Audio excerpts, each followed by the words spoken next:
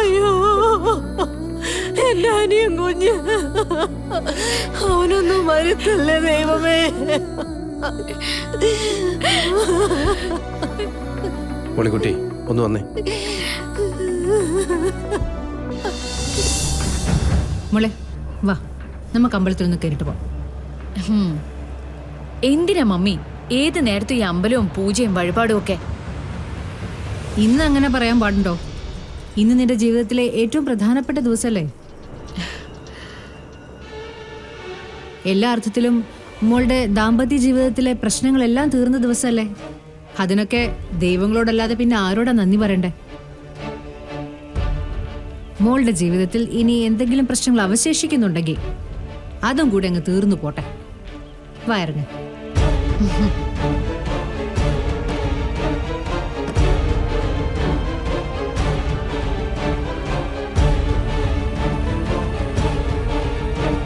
സിനി, ആ വഴിപാട് കൗണ്ടറിൽ പോയിട്ട് മോളുടെ പേരിൽ എല്ലാ വഴിപാടുകളും ചെയ്യണം. ശരി മാം.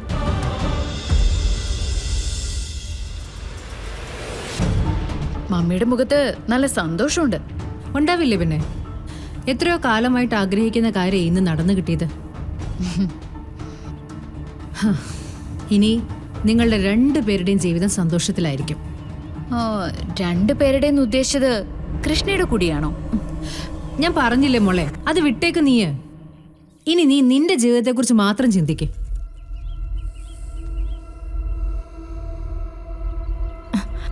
നാഗദൈവങ്ങളെ പ്രീതിപ്പെടുത്താനുള്ള എല്ലാ വഴിപാടും ചെയ്തിട്ടുണ്ട് മാം. നന്നായി. എൻ്റെ മോളുടെ മനസ്സിലെ എല്ലാ പേടിയും മാറട്ടെ. എന്റെ മനസ്സിലെ ഏറ്റവും വലിയ പേടി ഒരു വിഷപ്പാമ്പിനെ കുറിച്ചായിരുന്നു. അത് ഒഴിഞ്ഞു പോയല്ലോ. ഇനിയിപ്പൊ എനിക്ക് ധൈര്യമായി. കൃഷ്ണയുടെ കാര്യം ഞാൻ ഉദ്ദേശിച്ച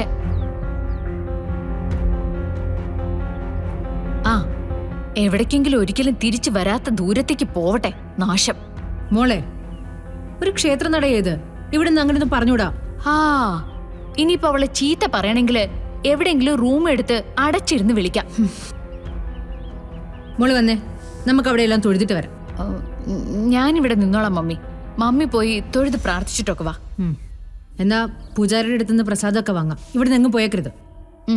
സിനി,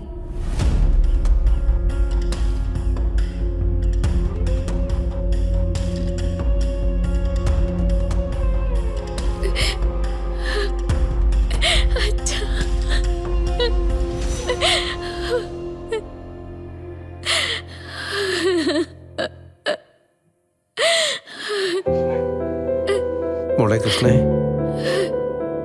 നമുക്കൊന്ന് പോലീസ് സ്റ്റേഷൻ വരെ പോകണ്ടേ?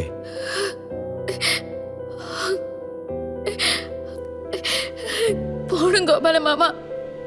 എന്തൊരു വിധിയായത്. ഇന്ന് രാവിലെ മുതൽ സാറിനെ ഏത് അവസ്ഥയിലാ കണ്ടത്.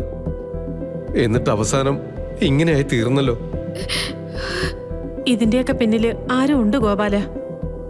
സാറിനെ ജീവിക്കാൻ സമ്മതിക്കില്ലെന്ന് തീരുമാനിച്ച ആരോ.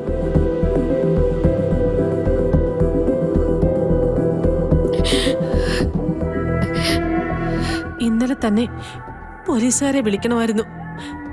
നടന്നതൊക്കെ പറയണമായിരുന്നു. അങ്ങനെയായിരുന്നെങ്കിൽ സാറിന് ഇങ്ങനെയൊക്കെ സംഭവിക്കുമായിരുന്നു. ആ കാര്യത്തില് സാറിന് കുറ്റം പറയാൻ പറ്റില്ല. സാറിനെ സംബന്ധിച്ചിടത്തോളം ഏറ്റവും സന്തോഷമുള്ള ഒരു ചടങ്ങല്ലേ നടക്കേണ്ടിയിരുന്നത്. അച്ഛനെ വിലങ്ങ് വെച്ചിട്ട് നമ്മുടെ മുന്നിൽ കൂടിയാ കൊണ്ടുപോയത്. എന്നും അതെ, ഒരു തെറ്റും ചെയ്യാതെ ശിക്ഷിക്കപ്പെടുന്ന ഒരാള്.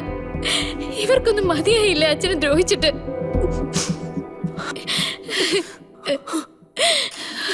മോളെ, കൃഷ്ണ മോളെ,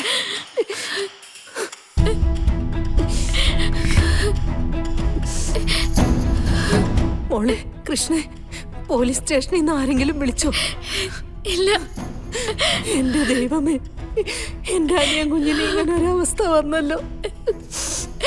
എത്ര കാലം ജയിലിൽ കിടന്ന് നരകിച്ചതാ.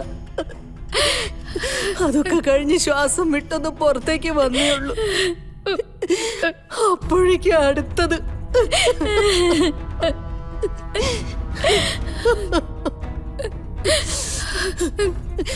ആശുപത്രിയിൽ കിടക്കുന്നവൻ ചത്തുപോയാല് ശ്രീനിവാസന് പിന്നെ രക്ഷയില്ലത്രേ. അയാളല്ലേ ആ CI അല്ലേ? അയാളല്ലേ ഇതൊക്കെ തീരുമാനിക്കുന്നേ? അയാൾ ആരാ? ദൈവോ? മാഡം, സംഭവിക്കേണ്ടത് സംഭവിച്ചു. ഇനിയിപ്പോ ചെയ്യേണ്ട കാര്യങ്ങൾ ചെയ്യാതെ പറ്റില്ലല്ലോ. ഞാനും മോളിക്കുട്ടിയും കൃഷ്ണയും കൂടി ഈ സ്റ്റേഷൻ വരെ ഒന്ന് പോയിട്ട് വരാം. വേണ്ട, നിങ്ങൾ ആരും അങ്ങോട്ട് പോകണ്ട. പ്രത്യേകിച്ച് കൃഷ്ണ മോള്. മോൾക്കത് കണ്ട അവക്കത് സഹിക്കാൻ പറ്റില്ല. അവൾ അവിടെ കിടന്ന് കരഞ്ഞു ബഹളുണ്ടാക്കും. മൂർത്തിയോട് വേണ്ടതൊക്കെ ചെയ്യാൻ ഞാൻ പറഞ്ഞിട്ടുണ്ട്. അയാൾ അതൊക്കെ ചെയ്തോളൂ.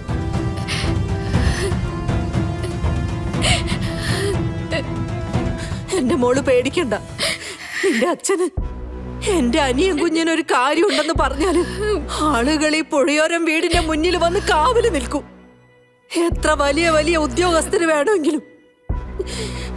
അച്ഛനൊന്നും പറ്റില്ല മോളെ. അമ്മായിയാ പറയണേ.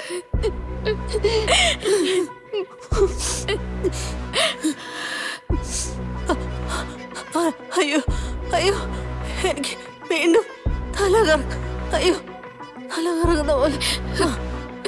അയ്യോ അയ്യോ മാഡം ഇരിക്കെ. ഈ നശിച്ച തലവേദന ഇനിയും കൊണ്ടേ പോവുള്ളൂ. എന്റെ അമ്മ, എന്റെ അനിയൻ കുഞ്ഞ്.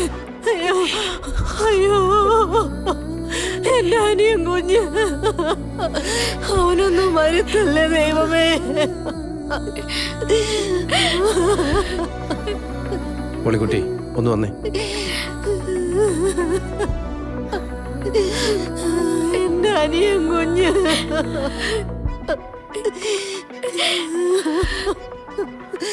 അനിയ, അമ്മായി അനിയൻ കുഞ്ഞ്. അമ്മായി കരയണ്ട. വേണ്ട മോളെ, കരയണ്ട. അനിയൻ കുഞ്ഞ്.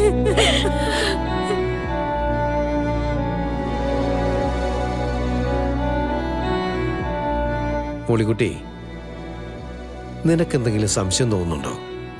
എന്താ? സത്യവതി മാഡത്തിന്റെ രീതികൾ കണ്ടിട്ട് എനിക്കത്ര പിടിക്കുന്നില്ല. അവരീ കാണിച്ചു കൂട്ടുന്ന മുഴുവൻ വെറും അഭിനയമാണോ എന്ന് എനിക്കൊരു സംശയമുണ്ട്. അത് പിന്നെ ഒരാളെയും വിശ്വസിക്കാൻ പറ്റില്ല മോളിക്കുട്ടി. കാരണം ഈ കാണുന്നൊന്നും നമുക്ക് പരിചയമുള്ള ലോകമല്ല, കാശുള്ളവന്മാരുടെ ലോകമാണ്. അവിടെ ആരും ആരെയും ചതിക്കും. ചതിയന്മാരുടെ ലോക.